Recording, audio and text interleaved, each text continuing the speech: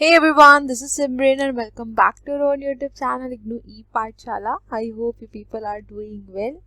और आज के इस वीडियो में हम बात करेंगे IBO-1 के पेपर के बारे में। और आप लोगों के ओवरवेलमिंग रिस्पॉन्स से मुझे समझ में आ गया है कि आप सबका पेपर बहुत ज़्यादा अच्छा हुआ है, क्योंकि ऑलरेडी मैंने IBO-1 के सारे लगभग सेशंस प्रोवाइड कर रखे थे। हो सकता है सिर्फ 1-2 यूनिट मैंने कवर नहीं करी थी, उसके अलावा मैंने सारी की सारी यूनिट्स यहाँ पर कवर कर रखी थी। और जो भी मैंने आपको PDF में क्वेश्चंस भी दिए थे उनसे भी पूरा पेपर आ गया है। तो जिसने भी PDF को रेफ़र किया और उसके थ्रू अगर सेशंस को पढ़ा होगा तो उनका भी पेपर अच्छा हुआ होगा। और जिन्होंने पूरा सेशन ही अगर कंप्लीट कर लिया था, जितने भी टॉपिक्स मैंने डिस्कस किए थे, अगर उसको भी थॉरली पढ़ लिया होगा तो PDF भी पढ़ने की शायद ज़रूरत नहीं पड़ी होगी। जो इम्पोर्टेंट क्वेश्चन दिए हैं सेशंस को देखकर ही आपका पेपर बहुत अच्छा हो गया होगा। चलिए, ये तो बात हो गई IBO-1 के। मुझे पता है कि आप सभी लोगों का पेपर बहुत ज़्यादा अच्छा हुआ होगा। सब लोग 90 क्रॉस एकदम लेके आएंगे। जब एग्जामिनर है ना, वो भी हैरान हो जाएगा कि इतने ज़्यादा स्टूडेंट्स से 90 कैसे आ रहे हैं। ठीक है, चलो ये सब साइड छोड़ते हैं, ये तो आपका हो गया। अब सबसे बड़ी और इम्पॉर्टेंट चीज़ ये है कि नेक्स्ट का पेपर आपका है जो वो है IBO-5। और मैक्सिमम स्टूडेंट्स के मेरे पास इस समय मैसेज आ रहे हैं कि मैम IBO-5 का एक भी सेशन नहीं मिल रहा है। तो देखिए, इसलिए नहीं मिल रहा है क्योंकि एक भी यूनिट यहाँ पर मैंने कवर नहीं की है। I am very very sorry for that. Literally मेरे पास टाइम नहीं बचा था।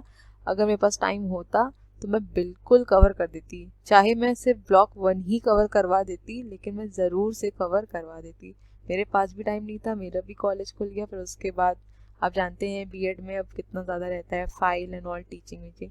तो मुझे सच में टाइम नहीं मिला। इवन अभी भी मेरे पास अपना पेंडिंग वर्क इतना ज़्यादा, मुझे कुछ नहीं समझ में आ रहा है कि मैं कैसे उसको भी कंप्लीट करूँगी। तो चैनल पर जो चीज़ है वो मैं आपको यहाँ पे बता देती हूँ। जो भी लोग अगर देखना चाहें तो देख सकते हैं।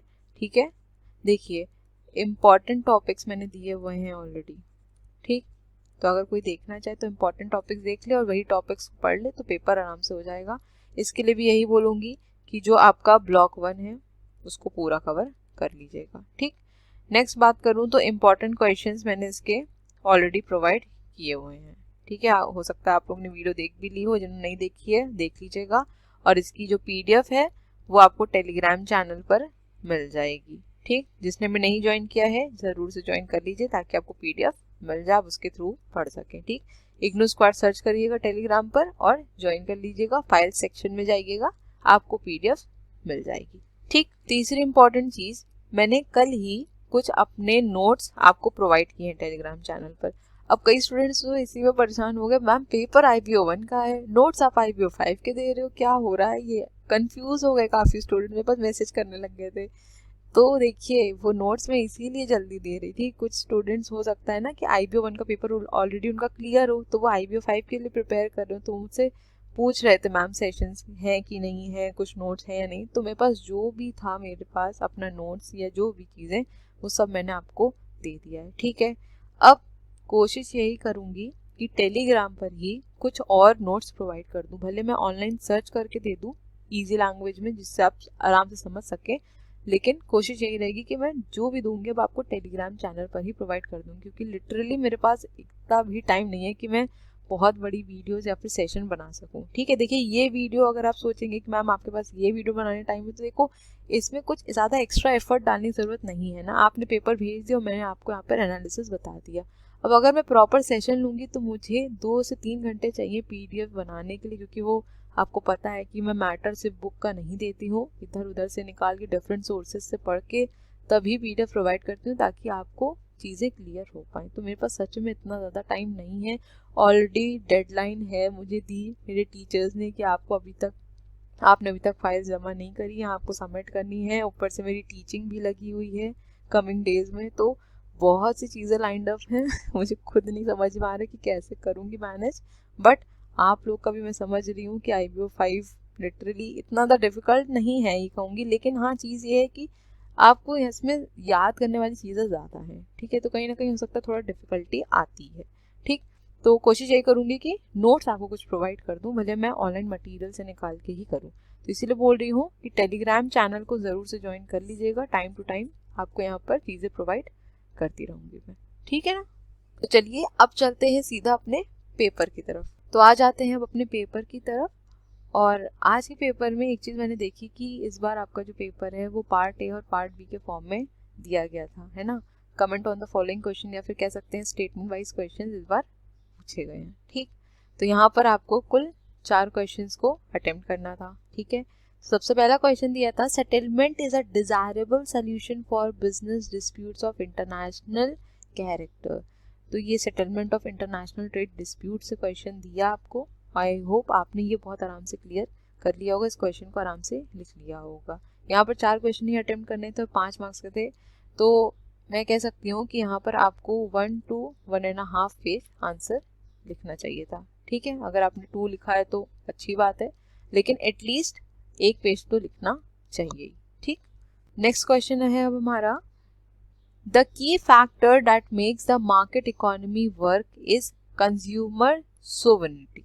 अब इस पर्टिकुलर क्वेश्चन की अगर मैं बात करूं तो इसमें आप आराम से खुद से भी लिख सकते थे। कंज्यूमर सोवरेनिटी के ऊपर पूछा गया था क्वेश्चन, और मुझे जितना याद है आपके में एक टॉपिक भी था शायद कंज्यूमरिज्म, मुझे जितना ध्यान आ रहा है ना। तो अगर आप उससे रिलेट करके भी लिखते हैं या फिर अगर आप जनरल भी इसमें लिखेंगे तो भी आप आराम से इसको लिख भी लिए होंगे, है ना। अगर आपने किसी ने भी एक टॉपिक को नहीं भी पढ़ा है तो भी आप बहुत आराम से इसका आंसर लिख सकते थे। नेक्स्ट पार्ट है, technology is the most important factor behind emergence of globalisation. अब ये जो क्वेश्चन आपका ऑब्वियसली ग्लोबलाइजेशन से, ग्लोबलाइजेशन में किस तरीके से टेक्नोलॉजी एक इम्पॉर्टेंट फैक्टर है, ये हम सब जानते हैं कि टेक्नोलॉजी काफ़ी ज़्यादा इम्पॉर्टेंट, टेक्नोलॉजी की ही वजह से क्या हो रहा है, धीरे धीरे चेंजेस आ रहे हैं, हम धीरे धीरे और कंट्रीज से कनेक्ट भी कर पा रहे हैं और अपना प्रोडक्शन भी इंक्रीज कर रहे हैं, है ना। तो इस तरीके से अगर आप लिखेंगे आराम से आपने कनेक्ट भी कर लिया होगा। ग्लोबलाइजेशन टॉपिक अपने में बहुत ज़्यादा वास्ट है, अगर आप इस पर्टिकुलर टॉपिक पे लिखने बैठे तो हो सकता है 4 से 5 पेज आप बहुत आराम से लिख ले जाएं। ठीक, तो यहाँ पर हालांकि सिर्फ 1 से 1.5 पेज ही लिखना था, तो बहुत आराम से ये लिख लिया होगा। नेक्स्ट है, monetary and physical policies are important tools for influencing BOP condition. अब देखिए, अगर इस पर्टिकुलर क्वेश्चन की बात करूं तो आई होप आपको ये चीज तो क्लियर होगी कि मॉनेटरी पॉलिसीज कौन फ्रेम करता है, physical policies. Monetary policies basically जो आपके बैंक करते हैं फ्रेम, और फिजिकल पॉलिसीज जो आपकी गवर्नमेंट की पॉलिसीज होती है ना। अब ये दोनों पॉलिसीज किस तरीके से हमारे बीओपी कंडीशन को अफेक्ट करती है ये आपको लिखना था। और ऑब्वियसली बात है ये अफेक्ट करती है ना। जब बैंक्स इतना ज़्यादा कंट्रोल करते हैं हमारी मार्केट को, जो भी इन्फ्लेशन हो रहा है मार्केट में, और या फिर गवर्नमेंट की अगर बात करें तो government time to time policies में चेंजेस लाती रहती है। अगर बहुत ज़्यादा लिबर्टी दे दी जाएगी तो क्या होगा, ज़्यादा से ज़्यादा इम्पोर्ट होना शुरू हो जाएगा। जब इम्पोर्ट होना ज़्यादा शुरू हो जाएगा तो ऑब्वियस सी बात है जो हमारी बीओपी की कंडीशन है वो क्या हो जाएगी, डेटोरिएट हो जाएगी। हमारा जो बीओपी है वो डिसइक्विलिब्रियम में आ जाएगा। तो मॉनेटरी और फिजिकल पॉलिसीज़ दोनों ही बहुत ज़्यादा इंपॉर्टेंट होती हैं बीओपी की कंडीशन को रेगुलेट करने के लिए, इसलिए एक इम्पॉर्टेंट टूल कही जाती है। ठीक है, आई होप ये भी आपने इजीली अटेम्प्ट कर लिया होगा। देखिए, एक चीज़ यहाँ पर ज़रूर बोलना चाहूँगी, अगर आप अपने पेपर को थोड़ा सा एनालाइज करें तो बहुत ज़्यादा रट्टाफिकेशन वाली चीज़ें नहीं पूछी जाती है। अब देखिए, कुछ चीज़ें ऐसी होती हैं जो मतलब जिस तरीके से आपको उस तरीके से ही लिखनी है। ठीक, अब जैसे इस पर्टिकुलर क्वेश्चन की अगर मैं बात करूं तो अगर आपने नहीं भी पढ़ा है, अगर आपको बेसिक नॉलेज है कि बीओपी क्या होता है, मॉनेटरी पॉलिसीज़ क्या हैं, हमारी फिजिकल पॉलिसीज़ क्या हैं, ठीक है, क्या मेजर्स लिए जाते हैं, तो अगर आप इन सब चीज़ों को खुद से भी सोच के लिखना चाहें तो आप बहुत आराम से लिख सकते हैं। ये ज़रूरी नहीं है कि आपने इसके कॉन्टेक्स्ट में कुछ पढ़ा हो तभी आप लिख पाएँ, कि आपने स्पेसिफिकली पढ़ा हो कि कैसे मॉनेटरी पॉलिसी एक इम्पॉर्टेंट टूल है बीओपी कंडीशन को इन्फ्लुएंस करने का। ज़रूरी नहीं है कि आपने चीज़ पढ़ी हो, लेकिन आपकी कॉन्सेप्ट अगर क्लैरिटी है अच्छी, अगर आपको कॉन्सेप्ट क्लियर है तो आप इजीली बहुत आराम से लिख सकते हैं। क्योंकि पेपर में कई बार जो स्टेटमेंट वाले क्वेश्चन होते हैं वो ऐसे आ जाते हैं जो कि आपको समझ नहीं आते सबसे पहले तो कि किस चैप्टर से पूछे गए हैं, या फिर अगर ये क्लियर भी हो जाता है किस चैप्टर से पूछे गए हैं तो आपको वहाँ पर ये नहीं समझ में आता कि अब इसमें लिखना क्या है।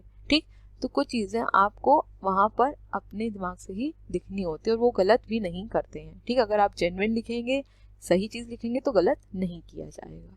ठीक, नेक्स्ट पार्ट है हमारा, the Ricardian theory of trade focuses on the comparative advantage of the nation. तो यहाँ पर आपको रिकार्डियन थ्योरी के बारे में ही सिंपली पूछ लिया, और रिकार्डियन थ्योरी मैंने अपनी वीडियो में कवर की भी हुई थी, तो आई होप आपने ये अटेम्प्ट कर ली होगी। नेक्स्ट पार्ट है अब हमारा, world bank was set up in response to pressing need for international capital to finance reconstruction of production facilities destroyed by war।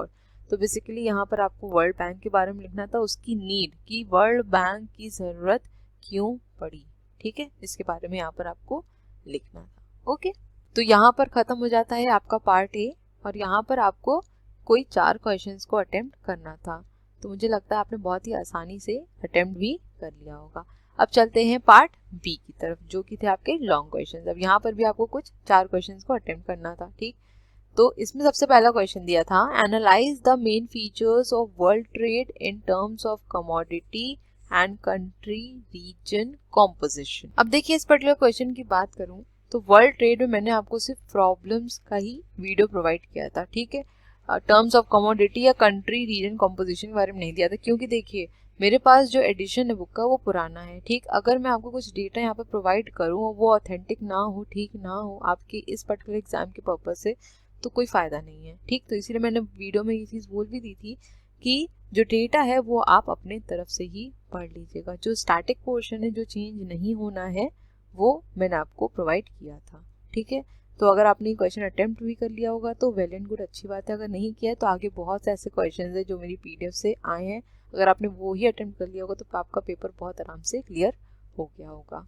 Next question है हमारा, how do the cultural factors influence managerial decision in international business, explain with examples. तो ये question मैंने आपको as it is PDF में provide किया हुआ है, अगर आपने देखा हो। और यही लगभग सेम क्वेश्चन आपका शॉर्ट नोट में भी पूछा गया है 1-2 बार, और इसी तरीके से वही क्वेश्चन को क्या कर देते हैं, लॉन्ग में पूछ लेते हैं 20 मार्क्स में, ठीक है। तो आपको क्या करना होता है, सिर्फ कंटेंट को थोड़ा ज़्यादा बढ़ाना होता है। तो ये क्वेश्चन मैंने आपको PDF में दिया था, तो मैं उम्मीद करती हूँ ये आपने क्लियर कर लिया होगा बहुत आराम से। अब चलते हैं नेक्स्ट क्वेश्चन की तरफ, और नेक्स्ट क्वेश्चन है हमारा, when faced with competition from imports, what strategies do the governments adopt? In this context, discuss the tariff and non-tariff barriers. तो अगर इस पर्टिकुलर क्वेश्चन की बात करूं तो tariff and non tariff barriers मैंने आपको अच्छे से समझाया भी था, ये भी बताया था कि कई बार tariff and non tariff barriers के बीच में डिफरेंस भी पूछ लेता है, ठीक है। तो टेरिफ बैरियर्स की अगर मैं बात करूं, जैसे आपके एक्सपोर्ट ड्यूटीज हैं, इंपोर्ट ड्यूटीज हैं, स्पेसिफिक ड्यूटी है, एड वैल्यूम टैरिफ्स हैं, ठीक है, ये सब आपके इसके आ जाते हैं टेरिफ बैरियर्स में। और नॉन टेरिफ बैरियर्स क्या हो जाते हैं, जो आपके मॉनेटरी नहीं होते हैं, जैसे आपका कोटा हो गया, ठीक है, टेरिफ्स हो गए, यूनिलेटरल कोटाज हो गए, कंट्री कोटा है, ठीक, सब्सिडीज हैं। तो ये सब क्या हो जाते हैं, हमारे नॉन टेरिफ बैरियर्स हो जाते हैं, जो कि आपके मॉनेटरी टर्म्स में नहीं होते हैं। तो आपको सिंपली इन्हीं के बारे में यहाँ पर बताना था, ठीक है। तो मैं उम्मीद करती हूँ ये क्वेश्चन भी आपने अटेम्प्ट कर लिया होगा। देखिए यहाँ पर एक चीज समझिए, जितनी भी PDF मैं आपको प्रोवाइड करती हूँ, ठीक है, जितना भी कंटेंट मैंने अभी तक दिया है, अगर आपने देखा है कंटेंट अच्छे से पढ़ा है तो आपको एक क्लियर हो गया होगा कि जो कंटेंट है बहुत ही ईजी लैंग्वेज में है, और अगर आप उसको बहुत ही ध्यान से पढ़ लें तो आपके दिमाग में वो चीज़ें रिटेन हो जाएंगी, है ना। बार बार आपको बहुत ज़्यादा उसके लिए परेशान होने की जरूरत नहीं, या फिर आपको ये नहीं लगेगा पता नहीं इसमें क्या आपने दे दिया है। इसलिए मुझे थोड़ा सा टाइम लगता है कंटेंट को प्रिपेयर करने में, तो मैं IBO 5 के कंटेंट को अभी नहीं दे पाऊंगी, लेकिन हाँ कोशिश ये करूंगी कि ब्लॉक 1 के जितने अच्छे टॉपिक्स हैं जिनसे क्वेश्चंस आते हैं वो मैं आपको जरूर प्रोवाइड कर दूं आज, ठीक। अब नेक्स्ट क्वेश्चन है हमारा, एक्सप्लेन द फॉलोइंग। अब यहाँ पर आपको 2 टॉपिक्स दिए थे, एक था आपका मोस्ट फेवर्ड नेशन क्लॉज और दूसरा है role of international chamber of commerce in arbitration and conciliation. तो ये तो मैंने आपको PDF में एज इट इज प्रोवाइड किया था, अगर आपने देख लिया होगा तो आपने इसको अच्छे से अटेम्प्ट भी कर लिया होगा। And I am very sorry कि पीछे थोड़ा सा बैकग्राउंड आवाज आ रही होगी आप लोग को, क्या कर सकती हूँ इसके लिए, आई एम हेल्पलेस, थोड़ा सा एडजस्ट करना पड़ेगा, ठीक है। अब नेक्स्ट अगर मैं बात करूं मोस्ट फेवर्ड नेशन की, जिसको हम शॉर्ट में MFN क्लॉज कहते हैं, तो आपको याद होगा ये हमने टॉपिक डिस्कस किया था किसमें, यूनिट नंबर 10 में, that is multilateral trading system के अंदर, ठीक है। तो वहां पर मैंने आपको ये टॉपिक काफी डिटेल में समझाया भी था। अब आप में से बहुत लोगों को ये लग रहा होगा कि मैम आपने जितना कंटेंट दिया था वो 10 मार्क्स के लिए सफिशिएंट नहीं था, तो आई एग्री नहीं था, लेकिन आपको उसको बनाना पड़ता है कुछ चीजों को, ठीक है। अब ये कैसे बनाना था ये भी बता देती हूँ। अब ये जो MFN क्लॉज है ये किसके अंदर आता है, WTO के प्रिंसिपल्स के अंदर, है ना, प्रिंसिपल्स ऑफ WTO के अंदर। तो आप यहाँ पे क्या कर सकते थे, WTO को डिफाइन करते, उसके ऑब्जेक्टिव को डिफाइन करते, प्रिंसिपल बताते पॉइंट्स में सिर्फ, और सिर्फ एक प्रिंसिपल को डिफाइन कर देते, तो आराम से आप 3 पेज लिख सकते थे यहाँ पे, ठीक। अब आ जाते हैं अपने नेक्स्ट क्वेश्चन की तरफ। नेक्स्ट क्वेश्चन है हमारा, Discuss the rationale of regional economic integration. Also explain the different types of integration, giving suitable example. So I hope आपने ये क्वेश्चन आराम से अटेम्प्ट कर लिया होगा, क्योंकि ये क्वेश्चन पूछा गया था रीजनल इकोनॉमिक ग्रुपिंग से. यहाँ पर सिर्फ रीजनल इकोनॉमिक इंटीग्रेशन लिखा है. अब जब मैंने आपको इंपॉर्टेंट क्वेश्चंस की वीडियो दी थी, आई गेस मैंने आपको उसमें बताया भी था कि रीजनल इकोनॉमिक इंटीग्रेशन भी दे दिया जाता है कभी कभी, और कभी कभी रीजनल इकोनॉमिक ग्रुपिंग्स भी दे देते हैं. तो दोनों में कंफ्यूज मत होइएगा, दोनों एक ही चीज है. तो यहाँ पर इन्होंने थोड़ा सा टर्मिनोलॉजी यहाँ पर चेंज कर देते हैं लोग, ठीक.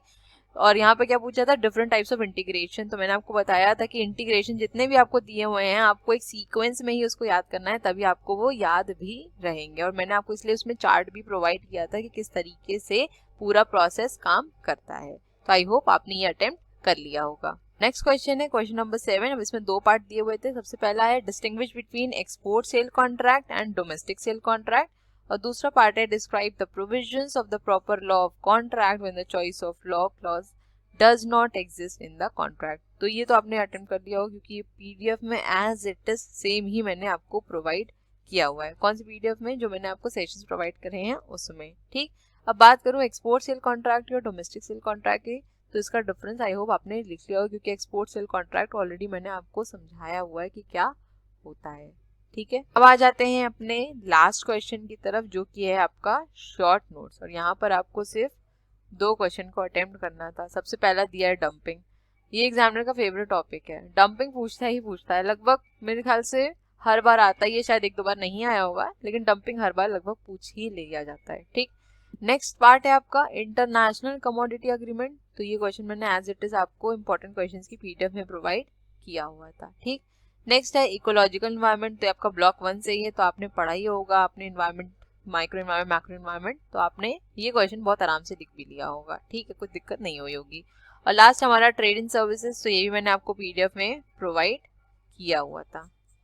तो बहुत ही इजी था ये शॉर्ट नोट्स. कोई भी आप दो अटेम्प्ट आराम से कर सकते थे. चॉइस काफी अच्छी दी हुई थी. अब आपको हो सकता है उसमें ये सोचना पड़ रहा हो कि किसमें मैं ज्यादा अच्छा लिख पाऊंगा, लिख पाऊंगी, मैं वही चीज ऑप्ट करूं. तो आपको जो अच्छा लगा होगा आपने यहाँ पे लिख लिया होगा. डंपिंग मैंने ऑलरेडी अपनी सेशंस में आपको समझाया हुआ है. आई होप आपको याद होगा मैंने किस तरीके से डंपिंग समझाया भी आप लोगों को, ठीक है. तो कोशिश करती हूँ थोड़ा सा सेशन को इंटरेस्टिंग बनाऊं. बाकी जो IB1 की वीडियोस है बहुत ही स्टार्टिंग की थी, जब मतलब मैंने जब चैनल स्टार्ट किया था तब की थी. तो हो सकता है उसमें और अब की वीडियोस में आपको काफ़ी ज़्यादा चेंजेस दिखते भी होंगे, और उम्मीद करती हूँ कि आगे और ज़्यादा इम्प्रूवमेंट लेके भी आऊँ अपने वीडियोस के अंदर. तो अब यहाँ पर अगर मैं बात करूँ कि मेरी पीडीएफ और सेशन से कितने क्वेश्चन मिल रहे हैं, तो ये चीज़ मैं बहुत ही प्राउडली कह सकती हूँ कि आप 100 मार्क्स का पेपर बहुत ही आराम से कर सकते थे अगर आपने सेशंस को अच्छे से देखा है. कुछ चीज़ें हो सकता है कि डायरेक्टली सेशंस में मैंने नहीं प्रोवाइड की हो, लेकिन अगर आपने कॉन्सेप्ट को समझ लिया है तो भी आप उसके आसपास का अगर कुछ भी पूछा जाएगा तो आप बहुत आराम से लिख सकते हैं, ठीक है. तो बात कर ले अगर, तो यहाँ से आप आराम से 20 मार्क्स का क्वेश्चन अटेम्प्ट कर सकते थे, क्योंकि इंपॉर्टेंट क्वेश्चन में मैंने ये दोनों टॉपिक्स आपको दिए हुए थे, ठीक है. नेक्स्ट अगर मैं बात करूँ आपसे, तो प्रॉपर लॉ ऑफ कॉन्ट्रैक्ट. तो ये मैंने ऑलरेडी आपको सेशन में दिया हुआ था, तो आपने आई होप ये भी अटेम्प्ट कर लिया होगा. एक्सपोर्ट सेल कॉन्ट्रैक्ट भी मैंने आपको समझाया हुआ था, ठीक. नेक्स्ट बात करें तो रीजनल इकोनॉमिक इंटीग्रेशन. ये भी मैंने आपको काफ़ी अच्छे से क्लियर किया, और ये भी टॉपिक मैंने आपको पीडीएफ में प्रोवाइड किया हुआ था. तो ये भी क्वेश्चन आपका आराम से क्लियर हो गया होगा. नेक्स्ट अगर मैं बात करूँ इंटरनेशनल चेंबर ऑफ कॉमर्स की, तो ये भी पीडीएफ में आपको मिल ही जाएगा. मोस्ट फेवर्ड नेशन क्लॉज, ये मैंने आपको सेशन में प्रोवाइड करा हुआ था, ठीक है. नेक्स्ट अगर मैं यहाँ पे बात करूँ आपका क्वेश्चन नंबर 4 की, tariff and non tariff barriers की, तो ये भी मैंने आपके साथ सेशन में डिस्कस किया हुआ, और मैंने इंपॉर्टेंट क्वेश्चन में भी आपको ये प्रोवाइड किया था. सो आई होप आपने ये भी अटेम्प्ट कर लिया होगा. नेक्स्ट बात करी जाए तो कल्चरल फैक्टर्स की जो इन्फ्लुएंस करते हैं मैनेजरियल डिसीजन, तो ये भी टॉपिक आपका मैंने प्रोवाइड किया है आपको पीडीएफ के अंदर, ठीक. 4 क्वेश्चन यहाँ पर आपको अटेम्प्ट करने थे. तो मुझे लगता है कि बहुत ही आसानी से, एक क्वेश्चन छोड़ के, अगर मैं कहती हूँ आपने एक क्वेश्चन नहीं भी पढ़ा होगा बहुत ध्यान से, क्योंकि वो मैंने सेशन नहीं प्रोवाइड किया, तो बाकी जितने भी क्वेश्चन हैं आपके पास अच्छी चॉइस थी कि आप कोई भी 4 क्वेश्चन को यहाँ पर अटेम्प्ट कर सकते थे, ठीक है. अब बात कर लेते हैं आपके पार्ट ए की.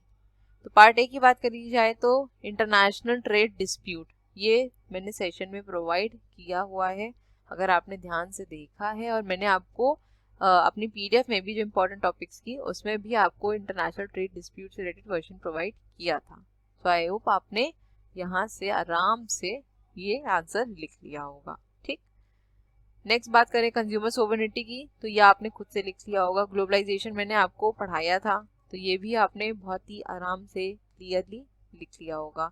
नेक्स्ट बात करें तो बीओपी टॉपिक मैंने आपको बताया है कि एग्जामिनर का फेवरेट टॉपिक है, कुछ भी क्वेश्चन यहाँ से उठा के पूछ सकता है। तो मैं उम्मीद करती हूँ कि बीओपी तो आप बहुत ही अच्छे से पढ़ के गए ही होंगे, तो यहाँ से भी 5 मार्क्स का आराम से हो गया होगा।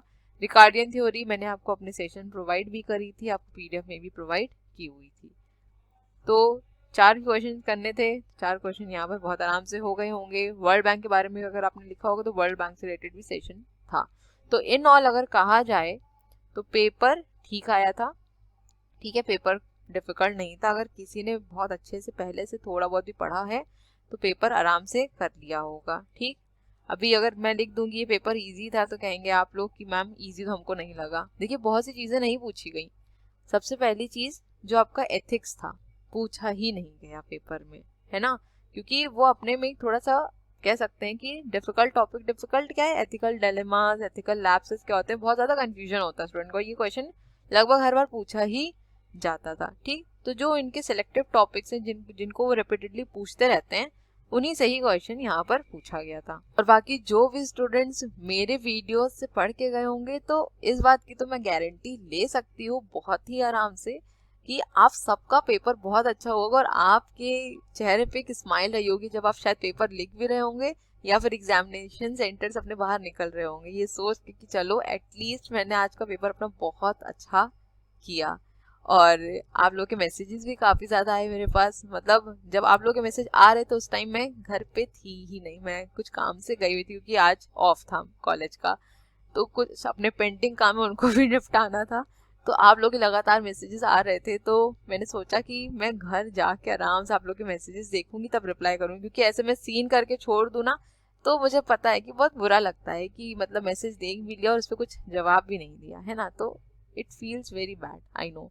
तो इसलिए मैं आके घर तब आप लोग को सबको रिप्लाई किया, तो मुझे बहुत ज़्यादा अच्छा लगा। काफ़ी अच्छे अच्छे कमेंट्स मिले मुझे, बता रहे थे स्टूडेंट्स कि मैम आज तो पेपर में एकदम मज़ा ही आ गया। तो जय आप लोग जिस तरह लिखते हो ना, मैं मतलब इमेजिन कर लेती हूँ कि कितना खुश हो गया आप लोग कि चलो फाइनली हमारा पेपर अच्छा हो गया।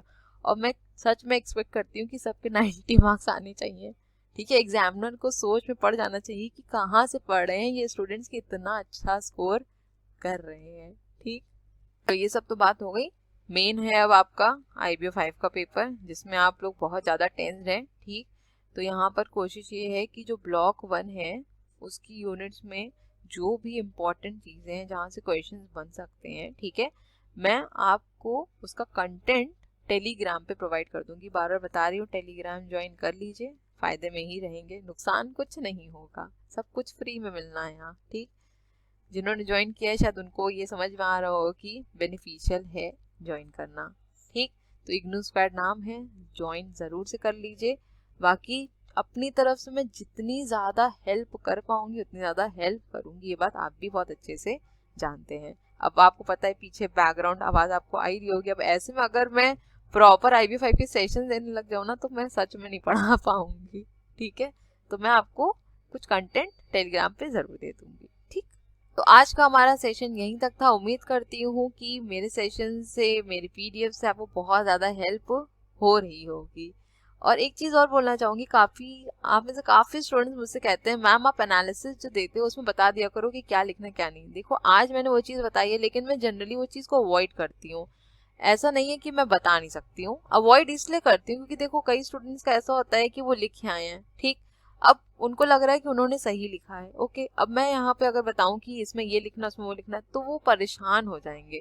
अब उसकी वजह से क्या होगा, उनका जो आगे आने वाला पेपर है ना वो अफेक्ट होगा। इसीलिए मैं नहीं चाहती कि मैं यहाँ पर ये चीज़ बताऊं कि आपको वहाँ पे क्या लिखना था। अब आप जो लिखे आए हो वो लिखे आए हो, ठीक, लेकिन मैं वो नहीं चाहती कि स्टूडेंट्स को डीमोरलाइज करना है कि उनको लगे कि ओ शिट मैम ने तो मुझे ये बताया लेकिन मैं तो कुछ और लिख के आया हूँ या मैं कुछ और लिख के आया हूँ। तो मैं ये नहीं चाहती कि किसी को किसी प्रकार का कुछ दुख हो।